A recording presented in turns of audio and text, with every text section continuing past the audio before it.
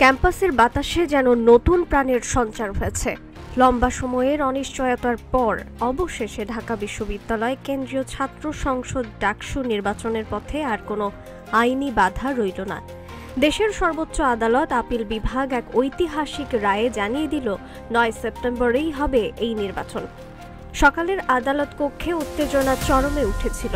বিচারকদের স্পষ্ট ঘোষণা, কোনো প্রার্থীকে বাদ দেওয়ার সুযোগ নেই। এমনকি ছাত্র শিবির মনোনীত জিএস পদ প্রার্থী SM ফরহাদকেও লড়াইয়ের সুযোগ দিতে হবে, যেন সবকিছুই আবার স্বাভাবিক ছন্দে ফিরল।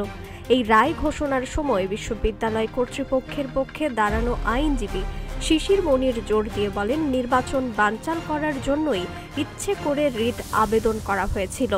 আদালতও তার কথার সঙ্গে একমত হয়ে মন্তব্য করেন, এই রিট ছিল দুর্বল আর বিভ্রান্তিকর।